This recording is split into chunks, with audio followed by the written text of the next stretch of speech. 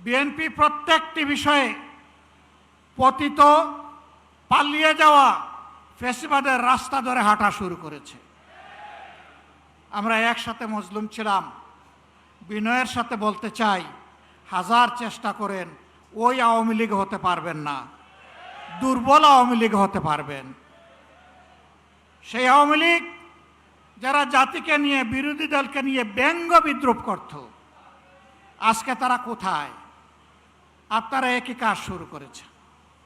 যে আওয়ামী লীগ তাদের পুষ্য লাঠিয়ালদেরকে দিয়ে সমাজের বিভিন্ন জায়গায় কর্তৃত্ব কায়েম করেছিল, সেই আওয়ামী লীগের পাশে তাদের দুঃখের দিনে কোনো লাঠিয়াল এসে দাঁড়াতে পারেনি।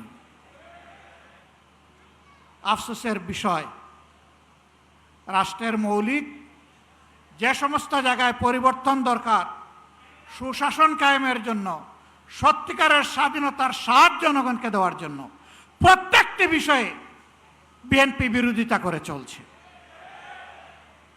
এটি জাতির সাথে সুস্পষ্ট প্রতারণা। তারা তাদের দেওয়া 31 দফা কর্মসূচি সংস্কারের, তাদের ইশতেহার, এটারও তারা বিরোধিতা করছে। আমার মনে হয় তারা যে বিরোধিতা করছে এই জ্ঞানটাও বোধহয় তারা হারিয়ে ফেলেছে। প্রিয় বিএনপি, ভুলে যাবেন না, এই জুলাই না হলে এই মায়েদের, এই বাবাদের, এই ভাইদের, এই বোনদের সন্তান, স্বামী, ভাই, বোন জীবন না দিলে আজকে ক্ষমতার তক আপনারা এনজয় করতে পারতেন না। তক্তে বসে ভুলে গেছেন? হ্যাঁ, আপনারা আগেই ভুলেছিলেন। শহীদ পরিবার যখন বুকে কষ্ট নিয়ে কান্নাকাটি করছিল, শহীদ পরিবারের কাছে তখন আপনাদের ছুটে যাওয়ার সময় ছিল না। আপনারা 5 আগস্টের পর 7 আগস্ট পার্টি অফিসের সামনে দাঁড়িয়ে বললেন, আমাদেরকে নির্বাচন দাও, আমরা ক্ষমতায় বসতে চাই।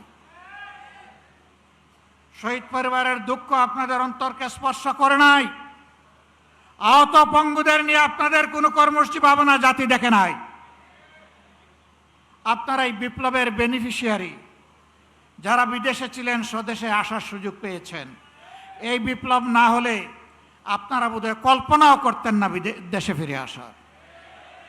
আমার সম্মানিত জেলের সহকর্মী, পার্টনার আল্লামা মামুনুল হক বলেছেন, বিএনপির শীর্ষ নেতারা জেলে ছিলেন, একসাথেই ছিলাম। তারা হতাশা ব্যক্ত করে বলতেন, 41-এর আগে হাসিনা এবং আওয়ামী লীগকে ক্ষমতা থেকে সরানো সম্ভব নয়। 24-এর অভ্যুত্থানের পরে 8 তারিখ যখন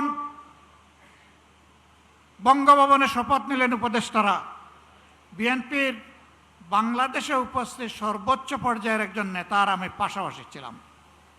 উনি আমারে জিজ্ঞেস করলেন, এটা কি হলো?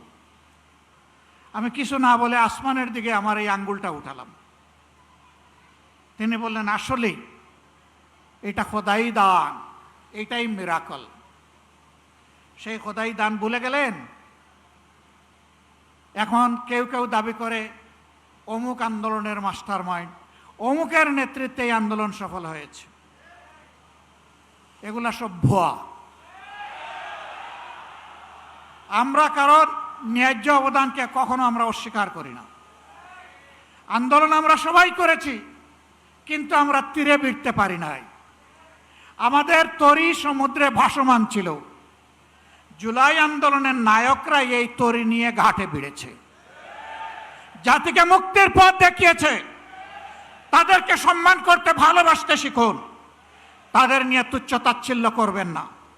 আপামর ছাত্র সমাজ জীবন বাজি রেখে তখন ঝাঁপিয়ে পড়েছিল।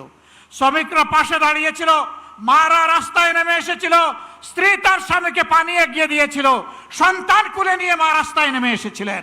এই দিনগুলো ভুলে যাবেন না। সংগ্রামী ভাই বোনেরা, আমরা এখানে আগামী দিনের আন্দোলনে শরিক হওয়ার জন্য দাওয়াত দিয়ে আপনাদেরকে এখানে আনি নাই। আমরা এনেছি কৈফিয়ত দিতে। আপনাদের প্রত্যেক ব্যক্তি এবং পরিবারের কাছে আমাদের দায়বদ্ধতা আছে। আপনাদের কারণেই আজকে আমাদের এই রাজনীতি, এই সংসদে যাওয়া, এই নির্বাচনে অংশগ্রহণ করা। আমরা কি পারলাম কি পারলাম না তা আপনাদের জানার অধিকার আছে। সংসদে আমরা প্রথম দিনে দাবি তুলেছি, আমরা শপথ নিয়েছি, তারা শপথ নেন নাই। জাতির সাথে দেওয়া ওয়াদা ভঙ্গ করে জাতির সাথে তারা প্রতারণা করেছে। এরপরে যখন জাতিকে প্রতারিত করা হয়েছে, আমরা নোটিশ দিয়ে আলোচনার ব্যবস্থা করেছি, তারা তার বিরোধিতা করেছেন।